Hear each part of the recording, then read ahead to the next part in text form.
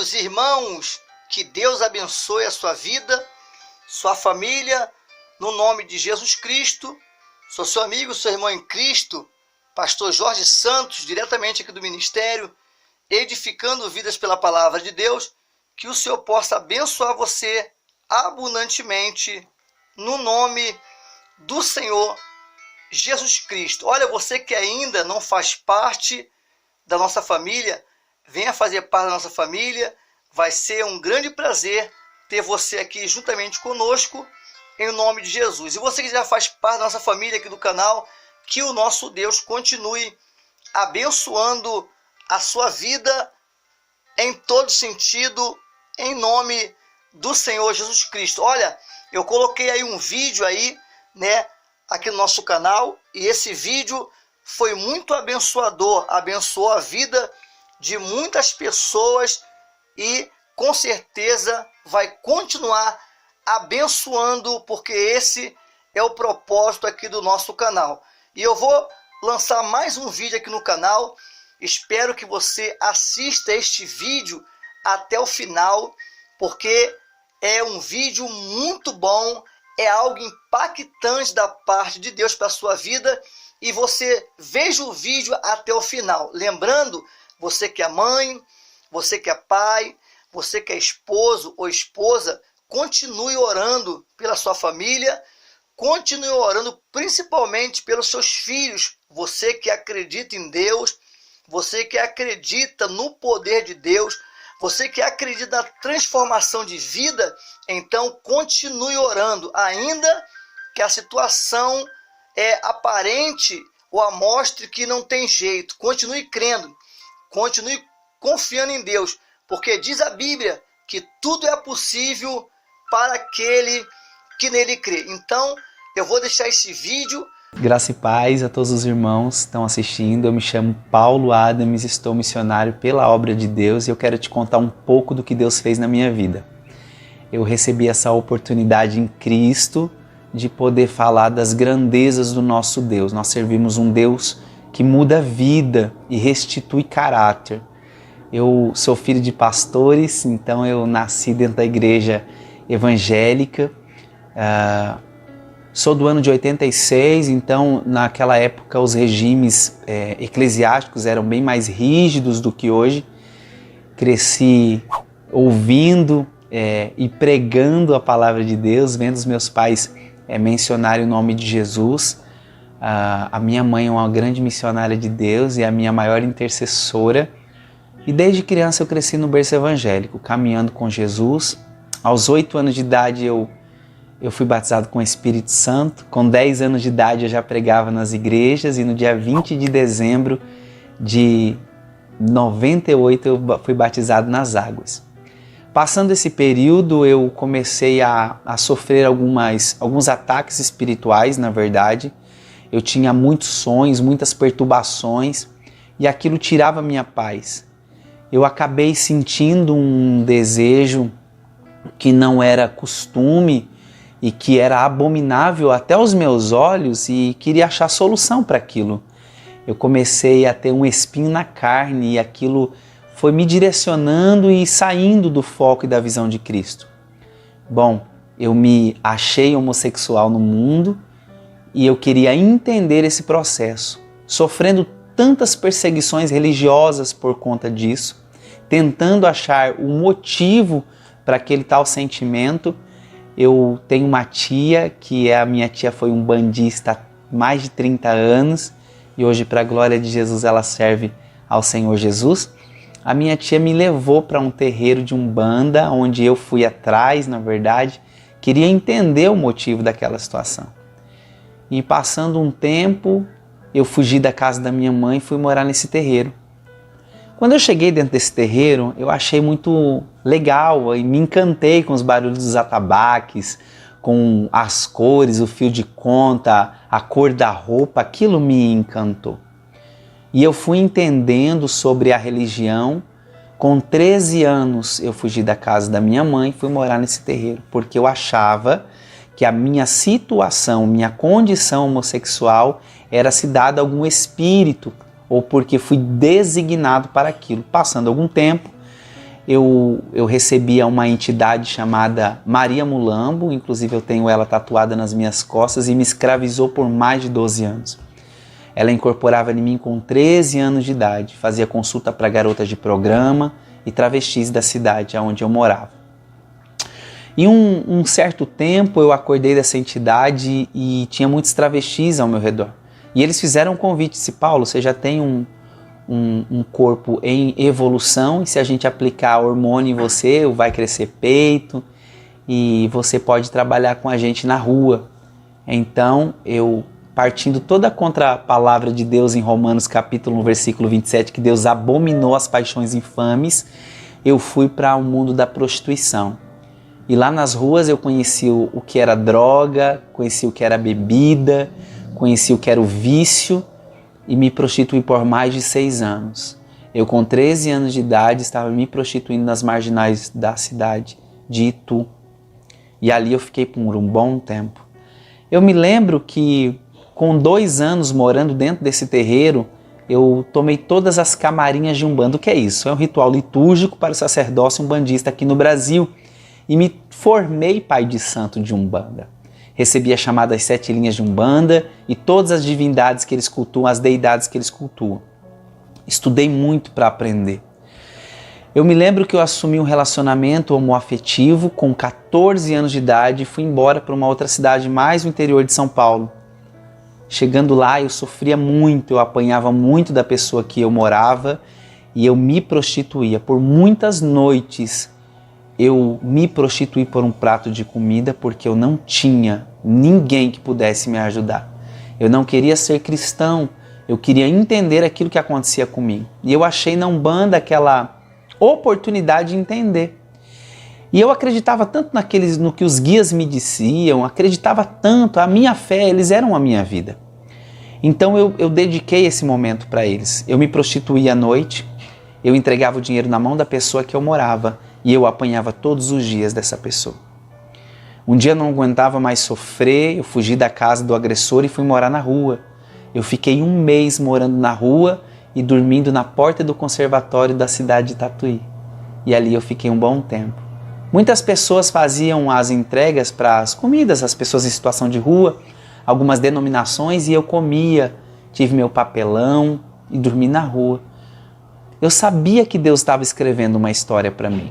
Eu sabia que Deus ainda tinha algum plano, mas naquele momento eu não tinha expectativa de vida alguma. Então eu me entreguei nas drogas, na prostituição. Em um certo tempo começaram a matar as pessoas que dormiam na rua, atacavam fogo, perseguiam. Eu, por acreditar naquelas divindades, eu fui dormir dentro do cemitério da cidade. Eu pulava o muro toda noite para não ser perseguido pelos agressores e dormia dentro do cemitério da cidade. Quando foi um dia eu não aguentava mais, eu disse: eu preciso sair daqui. Então eu me lembro que a parte de trás do cemitério tinha um orelhão público. Eu liguei para o meu pai e disse: pai, pelo amor de Deus, me tira daqui. Eu estava muito magro, doente, tinha adquirido inúmeras doenças venéreas no mundo da prostituição. E aquilo foi acabando comigo e eu estava muito magro, muito abatido. Eu me recordo que um certo dia, nesse tempo, o meu pai disse para mim assim: filho, a porta da minha casa sempre vai estar aberta para você, mas tem que ser crente. Eu não queria ser crente. Porém eu disse: é melhor eu ir para a igreja forçado do que passar fome na rua. Então eu fui para a casa dos meus pais. E ali eu não fiquei nem 15 dias, caminhando pelo bairro, escutei uns barulhos de atabaque, fui bater na porta, era uma pessoa que me conhecia do primeiro terreiro. E disse para mim: Paulo, nós estávamos procurando por você. Eu vivi uma experiência afro-religiosa aqui no Brasil durante muitos anos. E o que aconteceu nesse período, eu fui designado a ser o pai pequeno da casa, ou seja, era o segundo líder daquela comunidade, daquele terreiro, de Umbanda. E como pai pequeno, ou segundo líder, eu era quem fazia os cultos às entidades de esquerda, Exu, Pombagira. Eles vinham porque eu cantava, ia embora porque eu mandava. Então eu comecei a fazer os cultos para essas entidades. Um certo tempo, quando eu terminei um dos rituais, eu entrei dentro do quarto e fui para dormir, tomei um banho, deitei na minha cama. Do lado tinha um criado mudo com um telefone fixo. E na época, quando eu deitei na cama, eu esqueci de apagar as luzes. E quando eu olho, eu vi uma mulher na porta. Essa mulher estava com uma saia até os pés, estava nua, da cintura para cima. Eu sabia que era aquele demônio que eu recebia. E eu sabia que ela não estava boa. Eu perdi a força dos meus braços, a força do meu tronco, dos membros. Eu fiquei paralisado em cima da cama. Ela com os 2 pés sobre os meus peitos. Ela subiu com os 2 pés e com uma mão ela me enforcava. E com a outra mão ela apunhava como se fosse me esfaquear. Foi muito nítido para mim aquilo. Eu entrei em desespero, tentei pedir ajuda do pai de santo que estava no quarto do lado, mas a minha voz não saía. Eu sabia que ela estava indo me matar. Ela dava muita gargalhada e eu pensei que era o meu fim naquele dia. Quando, de repente, eu bati a mão no telefone do lado, eu disquei o número da casa da minha mãe. E a única palavra que saiu da minha boca foi: mãe, pelo amor de Deus, vem fazer o apelo que eu quero ser crente. A minha mãe entrou com 15 minutos, a minha mãe chegou nesse terreiro. A minha mãe quebrou o José, a Maria, o Pilintra, a Padilha, a fulana, a ciclana e apontou o dedo para o pai de santo e disse: no meu filho não, Satanás, eu e a minha casa serviremos ao Senhor. E depois desse tempo eu fui para a igreja, passei todos os processos de libertação. Pela Assembleia de Deus eu fui ungido a cooperador, eu estou abreviando os anos. O Senhor foi trabalhando nas nossas vidas e eu fui direcionado pelo ministério a um campo missionário em São Bernardo do Campo, em umas comunidades. Nesse tempo nós fazíamos vigílias, foi a época que eu comecei a fazer culto dentro dos presídios, ganhamos muitas almas para Jesus e o nome do Senhor foi glorificado. Mas a Bíblia diz que nós temos que vigiar e orar. E quando a Bíblia diz vigiar, é porque o diabo, nosso adversário, ele está ao nosso redor esperando apenas uma brecha. E eu não vigiei. Em campo missionário, eu caí na fé. Eu tinha olhado para o homem e tinha tirado a visão de Jesus. E o homem é falho, o homem erra, o homem é pecador, mas o nosso Jesus é um Deus que veio para dar vida e ele é santo. E importa que ele seja glorificado independente da situação. Eu me lembro que na época eu liguei para minha mãe e disse: mãe, eu não sou mais crente hoje. A minha mãe, bem pentecostal, deu aquele grito: o sangue de Jesus tem poder, Paulo, hoje você é um obreiro. Já tinha unção de missionário, você é obreiro e não pode desviar. Eu disse: já fui. Os crentes só enganam. Eu fui muito enganado por pessoas e atribuí isso no próprio corpo de Cristo. E voltei para a cidade de Itu e a primeira coisa que eu faço é voltar para a Umbanda. Ao passar dos anos, eu inicio o meu primeiro terreiro na rua Rubens Colim 91, na cidade de Itu. Eu tive o meu primeiro terreiro, iniciei a Ana e a Andréia. A Ana para ser a mãe criadeira da minha casa e a Andréia para ser mãe de santo. Eu falo o nome delas porque hoje elas são salvas em Cristo também, para a glória de Jesus. Eu iniciei 25 pessoas para a Umbanda. E foi passando um certo tempo, eu disse: eu vou abrir um terreiro de candomblé. Eu quero conhecer o que era o candomblé. A diferença, para os irmãos entenderem, é que a Umbanda é uma religião brasileira. Então o idioma é o português. O candomblé que eu fui iniciado é de Queto, o idioma é o Yorubá, onde eu aprendi posteriormente a cultuar essas divindades africanas no Brasil. Com o terreiro aberto, um certo dia eu chego na Andréia e disse: Andréia, eu tô indo pro candomblé. Ela deu um grito e disse: pai, você vai ser crente? Eu falei para ela: eu nunca vou ser crente. E hoje eu tô te contando esse testemunho para a glória de Jesus. E eu me lembro que depois disso eu disse: eu tô indo pro candomblé. Eu fui para a cidade de Barueri, me iniciei no candomblé de Nação Queto, iniciei para uma divindade africana e fui conhecer o idioma e conhecer o que era o ritual candomblé. 21 dias no roncó, um quarto escuro, com egé, sangue descendo sobre o meu corpo. 21 dias, 7 dias, 1 ano sem poder fazer muitas coisas, em obrigações religiosas. E esse tempo foi passando e eu tomei obrigação de 1 ano e assim por diante. E eu vivi dentro da casa de candomblé, então eu aprendi vivendo o que era a cultura afro-religiosa aqui no Brasil. Estive em Salvador por muito tempo, aprendendo, estudando, participando dos ritos sacros, da religião, e por aí foi acontecendo. Aconteceu que um dia eu fui na casa da Andréia, dessa minha filha de santo, e bati na porta da casa dela e ninguém saiu. Eu disse, Andréia deve estar me roubando.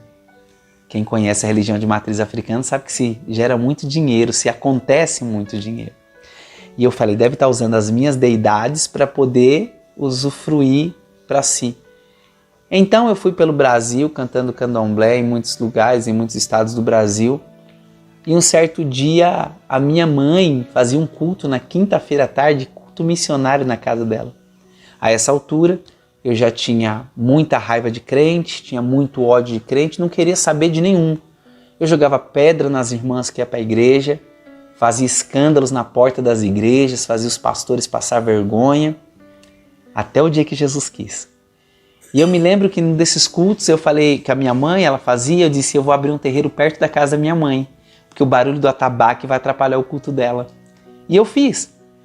Peguei uma casa, minha casa tinha 8 cômodos, na frente eu tinha uma garagem, no fundo era o barracão. E um certo dia eu estava lá no fundo colhendo algumas ervas, algumas plantas medicinais que eu tinha para um outro ritual. A campainha tocou e um dos filhos de santo disse, pai, tem uma mulher te chamando. Eu falei, manda ela entrar. Essa mulher chegou e disse assim, você que é o pai de santo daqui? Ela disse, eu disse, sou. Ela para mim, você faz trabalho de amarração? Eu falei, faço, já juntei homem com homem, mulher com mulher, eu sei fazer. E ela disse, é bom? Eu falei, sou. Ela disse, meu marido foi embora, você pode trazer ele de volta? Eu digo, posso. Segunda-feira, dia de fulano e ciclano, você traz aqui 7 galinhas para o primeiro sacrifício. A gente vai cortar essas galinhas. Eu me recordo que quando foi segunda-feira, essa mulher chegou com a foto do homem, com um saco cheio de galinhas e com o dinheiro para me pagar. Quando eu estou cortando a galinha, aquela pombagira que eu recebia, que me escravizou por mais de 12 anos, soprou no meu ouvido e falou assim para mim, ela é crente. Eu mandei chamar a mulher e falei, você é crente? Ela falou, sou, moço, mas na minha igreja não revela não, pode continuar. Então eu continuei o trabalho da mulher. Ela disse, quantos dias o meu marido vai voltar? Eu disse, com 13 dias. Deu 7 dias, o marido dela não voltou. Deu 13 dias, o marido dela não voltou. E eu fui para a casa de Exu perguntar o porquê que ele não tinha voltado e ninguém me respondia. Eu usava roupa de matriz africana, eu usava o rechilier, o torso, o fio de conta, os colares, e assim eu andava de noite. E eu me lembro que eu coloquei essa roupa, coloquei a foto do homem num bolso e o dinheiro no outro para devolver. Existe uma coisa chamada caráter e ela é forjada dentro da nossa família, né? Não é religião quem dita isso. E foi passando, e eu passando pela rua para achar o endereço dessa mulher, eu tive que passar na rua da minha mãe. E a minha mãe estava do lado de fora varrendo a casa. Quando a minha mãe me viu trajado daquele jeito, ela disse assim, varão valoroso, servo do Deus vivo, você é o vaso que Jesus falou para mim que ia me dar, Paulo. E eu disse, mãe, para, não fala isso não, eu sou pai de santo, você está queimando meu filme. E eu não sabia que naquele momento ela estava profetizando na minha vida, como o profeta Ezequiel profetizou no Vale de Ossos Secos. A minha mãe foi Ezequiel e eu era o osso seco.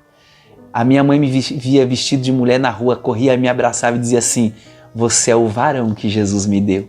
As irmãs da época diziam assim, irmã, você ainda ora pro Paulinho? A minha mãe dizia assim, fica quieta, o meu filho está no mundo, mas não é do mundo, pertence a Jesus. Quando nós temos confiança no Deus que nós servimos, você pode passar por situações que for, Deus ainda tem solução. A partir disso eu subi, a minha mãe disse, vem tomar um café com a mãe. E eu conversando com a minha mãe, e eu daquele jeito vestido como pai de santo, e a minha mãe me abraçando, falando do amor de Jesus, e eu dizia, não fala de Jesus para mim que eu não quero saber, não vem com negócio de crente. E ela começou a conversar comigo. Foi passando as horas, eu lembrei que tinha que devolver o dinheiro e a foto, porque o trabalho não havia dado certo, eu tirei a foto do bolso. Eu disse, mãe, você conhece essa pessoa? A minha mãe olhou e disse, meu Deus, Paulinho, esse daqui é o pastor ali da rua de baixo. Foi naquele dia que eu descobri que macumba não pega em crente. Foi naquele dia que eu descobri que feitiço não pega em ungido. Porque a Bíblia vai dizer, e aos seus anjos dará ordem ao teu respeito. Praga alguma chega à tua tenda. Então, para você que está assistindo esse vídeo, não existe feitiçaria para acabar com o seu relacionamento. Não existe trabalho para fechar a porta de emprego. Se você tem o sangue de Jesus, ele vai te cobrir desde a sua saída até a sua chegada. Existe um Deus que te guarda. Eu peguei, fiquei cheio de raiva, fui na porta da casa dessa mulher, eu era uma pessoa bem escandaloso, bem agressivo, fui preso 3 vezes, sendo 2 por agressão, e eu me lembro que essa mulher pegou e disse para mim, o meu marido não voltou. Eu falei, você não falou para mim que ele era crente, tô aqui a foto, tô aqui o seu dinheiro, se você me ver na rua, você atravessa a calçada. Passaram-se muitos anos, eu encontrei, um dia fui ministrar numa igreja, encontrei com ela, mas eu creio que Jesus vai fazer a obra completa, vamos orar. Foi passando um tempo, eu disse, essa mulher vai me sujar aqui, essa mulher vai queimar o meu filme e eu preciso sair daqui. Então eu fechei o meu terreiro na cidade de Itu e fui para a cidade de Sorocaba, assumi um relacionamento homoafetivo, fui para Sorocaba. Chegando em Sorocaba, a primeira coisa que eu fiz foi abrir um terreiro. Abri um terreiro e eu tocava macumba de segunda a sábado, sexta-feira, candomblessista não trabalha. Nós fazíamos parte da junta que fazia a Marcha do Axé na cidade de Sorocaba e organização da Marcha do Orgulho LGBT. Um certo dia eu estava descendo para a praça, pelo Orgulho LGBT, eu escutei uma voz que disse para mim assim, Paulo, eu estou voltando. Eu olhei para o companheiro e disse, você falou comigo? Ele disse, não. Olhei para o lado, falei, alguém falou comigo? E todos disseram, não. E aquilo foi mexendo comigo, eu dei 6 passos, escutei a voz de novo e disse assim, Paulo, eu estou voltando. Eu pensei, os guias não é porque eu conheço a voz dos meus guias. E falei com a pessoa, eu estou escutando vozes, e a pessoa disse, vai embora, vai para casa. Naquele tempo, Jesus já estava se achegando próximo a mim. Eu me lembro que eu fiz um trabalho, e nesse trabalho eu recebi uma direção dessa entidade que eu recebia, dessa pombagira, que eu fizesse um sacrifício para ela dentro de um cemitério em Recife, um cemitério de Santa Amaro. Se você é pernambucano, sabe que o cemitério de Santa Amaro é um cemitério tombado como patrimônio histórico. Eu entrei dentro do cemitério para fazer o sacrifício e quando eu olhei, eu vi um monte de... na lápide eu vi um monte de alguidais, um monte de coisa. Eu fiquei hospedado no sítio de Adão, foi o pai de santo da finada Clara Nunes. E eu fiz a oferenda, aquela entidade incorporou e disse, eu estou aqui nesse cemitério. Foi passando, voltei para o sítio de Adão, estava tendo um toré de Jurema, quem é da religião sabe o que eu estou dizendo, onde se cultua caboclos e índios, e ali veio um esquerdeiro, um homem chamado, um espírito chamado Tranca-Rua das Almas. Ele me parou e disse, seu pai de santo, vai para Campinas, porque eu tenho um lugar a ser consagrado dentro daquele cemitério, daquela calunga. Então eu saí e vim para casa, para Campinas, fiquei hospedado num bairro chamado Dique 4, e de lá eu fui para o cemitério da cidade, onde até hoje existe uma lápide escrito aqui tributo à Tranca-Rua das Almas. E eu ofereci as minhas oferendas. E eu era cheio de querer zombar de crente, do mesmo jeito que eu estava. Eu fui lá na casa da minha mãe, peguei o carro, desci na porta da casa da minha mãe e disse, mãe, você fala tanto desse Jesus para mim, que eu fui lá em Recife, Maria fulano estava enterrado. Cheguei lá em Campinas, fulano estava enterrado. A minha mãe disse, você foi em túmulo errado. Eu disse, não fui não. Ela experimenta no túmulo do meu Cristo. O meu Jesus não está em parede, meu Jesus não está em lápide, meu Jesus não está em terra. O meu Jesus é vivo. O meu Jesus é vivo. Eu disse, lá vem a senhora com esses assuntos de igreja. E nesse tempo em Sorocaba, eu continuando os trabalhos, eu trabalhava e abria uma boate, onde cuidava de garotas de programa. E ali era uma zona, né, conhecida como zona. Eu fui um dos gerentes dessa zona e fazendo trabalho com pombagira dentro dessas boates e o negócio sempre ocorrendo. Um dia Jesus me fere com uma doença chamada depressão. Aí você vai perguntar, por que Jesus te feriu? Ele não é da vida? Mas o meu Jesus também, ele fere, ele nos ensina. A Bíblia vai dizer, e ai daquele que tocar nas meninas dos meus olhos. Eu fui um pai de santo que perseguia a igreja de Cristo. Eu persegui homens e mulheres de Cristo. E a igreja de Cristo tem um dono. O povo de Deus tem um dono. E o dono um dia desceu para se encontrar comigo. Eu adquiri essa enfermidade, foi parando os meus rins e a depressão foi acabando comigo. Um certo dia liguei para o pai de santo que cuidava das minhas coisas em Osasco, e ele disse, filho, vem para cá, a gente vai fazer os ebóis de cura e você vai melhorar. eu tirei todos os ebóis. São 360 oduns, são caminhos para se curar, para se tirar ebó, para se fazer oferendas. São mais de 360 deuses que não fez o que um Jesus fez na minha vida. Então aquilo me deixou mais impactado. Eu me lembro que eu cheguei para minha casa em Sorocaba, eu coloquei as malas na porta, cheguei no fundo de casa, tinha um caibro no teto, eu amarrei uma corda no pescoço e disse, para mim não tem mais jeito. Eu não quero ser mais candomblessista, não quero ser um bandista e também não quero ser cristão.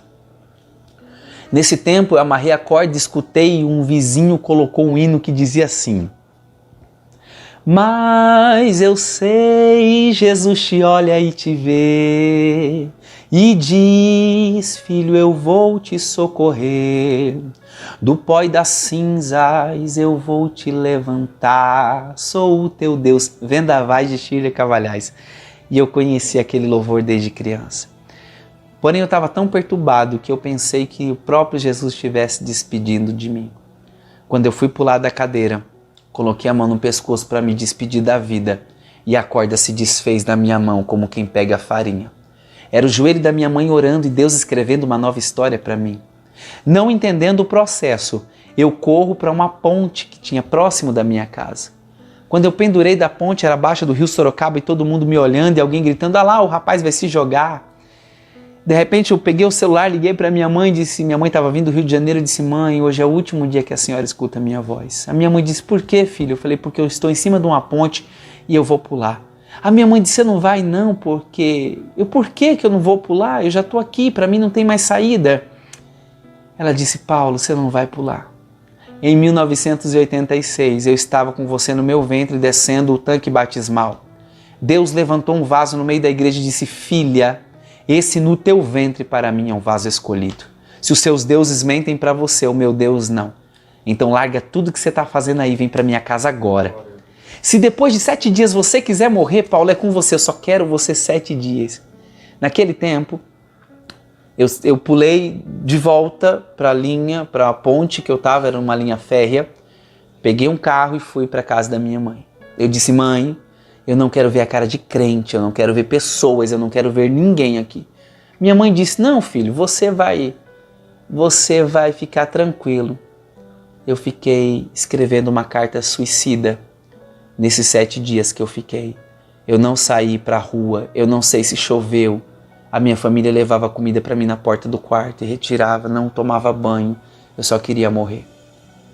Quando deu 7 dias, a minha mãe bateu na porta do quarto e disse, filho, se arrume e vamos para a igreja. Eu disse, nunca, de jeito nenhum. 12 anos, a senhora nunca me chamou, eu não quero saber. Ela não me chamava porque eu brigava com ela. Então, ela achava melhor entregar na mão daquele que poderia resolver o problema, que é o próprio Jesus. Mas nesse dia, ela foi impulsionada pelo Espírito Santo e disse, filho, vamos para a igreja. Eu pensei, bom, eu vou fazer a alegria dela. Me despeço do Jesus dos crentes, vou na rodovia que tem próximo da casa da minha mãe e pulo na frente do caminhão. Minha mãe vai pensar que eu sofri um acidente, quando na verdade eu vou estar parando de sentir essa dor que só quem passa pela depressão sabe o que eu estou dizendo. É estar no meio de todo mundo, mas a tristeza é enxergar tudo cinza, não ter alegria, não ter força de vontade. Eu não tinha mais esperança. E eu disse, mãe, vai primeiro a senhora na igreja? A minha mãe foi. Eu coloquei uma roupa toda preta, que candomblessista não pode usar preto. Quando eu estou subindo, como sinal de luto, quando eu estou subindo na porta da igreja de cabeça baixa, boné, todo mundo começou a gritar, olha lá, o pai de santo, o pai fulano está aí.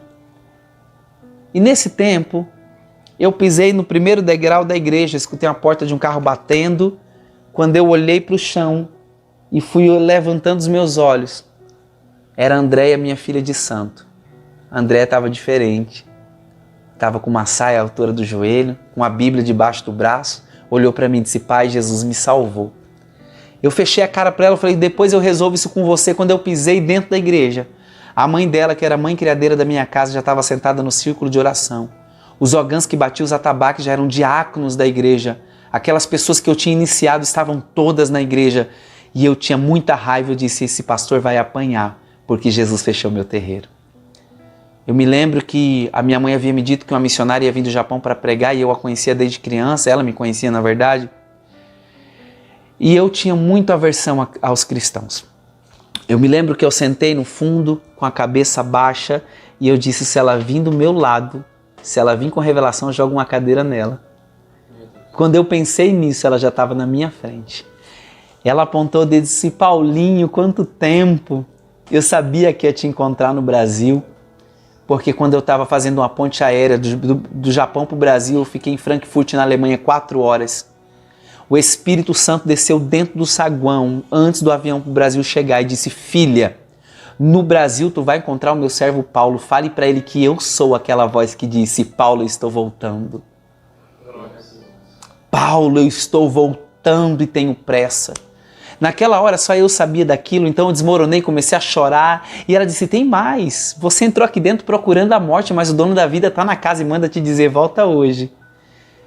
Eu disse, Deus, se verdadeiramente o Senhor existe, eu não quero sair daqui com o mesmo sentimento que eu entrei. Eu não quero sair daqui com a mesma dor que eu entrei. Eu não quero sair daqui com os mesmos anseios que eu entrei. Se verdadeiramente o Senhor existe, muda a minha história. E Jesus mudou a minha história. E o Senhor me disse, eu vou te levar às nações e o meu nome será glorificado sobre a tua vida. Eu abandonei a homossexualidade para servir a Cristo. Eu abandonei a religião de matriz africana em que eu vivi para servir a Cristo. Eu abandonei tudo para servir o reino de Deus. E eu posso dizer, foi a melhor coisa que eu fiz na vida. Hoje eu acordo feliz, acordo contente. E desde então o Senhor tem nos levado, já são 21 estados brasileiros, 4 países pregando o Evangelho de Jesus e dizendo que o Senhor é bom. Atualmente nós trabalhamos numa associação, onde nós trabalhamos com crianças de abrigo infantil, temos uma empresa que faz caravanas missionárias, nós trabalhamos hoje para o reino de Deus. Se você tem um filho que está na homossexualidade, na bruxaria, na prisão, há ainda esperança. Eu quero deixar uma palavra de meditação para você no livro de Jó, capítulo 42, versículo 2, diz assim, porque eu sei que tudo podes e que nenhum dos teus pensamentos pode ser impedido. A gente tem uma mania de pensar, o que Deus pensa de mim? O pensamento de Deus ainda é de paz sobre nós. Então entenda que independente da forma, das lutas, das provações que você tem passado, Jesus tem solução para o teu problema. Hoje eu trabalho com pessoas e consigo, através de Jesus, resgatar pessoas que estavam na homossexualidade, na bruxaria, na feitiçaria. São pessoas que se renderam a Jesus, tem vários casos que posso dizer de pessoas que se converteram a Cristo através das nossas ministrações, da presença de Deus que nos é empunhada como responsabilidade. Você possa compartilhar este vídeo com qualquer pessoa que você quiser, porque como esse vídeo vai abençoar a sua vida, também abençoará outras pessoas também. Lembrando que abaixo do vídeo tem aí um botãozinho vermelho escrito inscreva-se. Então se inscreva no nosso canal, vai ser muito abençoador para a sua vida. E também você vai clicar no sininho de cima vai estar escrito todos e todas. Então todas as vezes que nós postarmos um vídeo aqui, o YouTube de antemão vai notificar você que tem vídeo novo aqui no canal. E também é muito interessante você deixar o seu like, nos ajude a pregar o Evangelho do Reino de Deus através de se inscrever, de ativar o botãozinho, o sininho da notificação, e também deixe também o seu like, porque o YouTube vai entender que foi relevante, foi abençoador a palavra de Deus, e ele vai compartilhar com mais pessoas, como ele já tem feito isso. Então continue nos ajudando para abençoar outras vidas em o nome do Senhor Jesus. E você também vai deixar aí nos comentários aí o que você achou deste vídeo. Eu sei, eu tenho a certeza que Deus tem algo grande, não somente para você, mas também para toda a tua casa, no nome do Senhor Jesus Cristo, inclusive para os seus filhos, para os seus netos, para os pequeninos da sua casa, tá bom? Que Deus abençoe você, um beijo no seu coração, que Deus abençoe a sua família, que Deus possa proteger a nossa casa como Ele já tem protegido. Um abraço para todos em nome de Jesus e muito obrigado por aqueles que estão se inscrevendo no canal, dando seu like e também compartilhando os nossos vídeos aqui do canal. Fique na paz, até outra oportunidade, querendo o nosso Deus. Fique todos na paz do Senhor.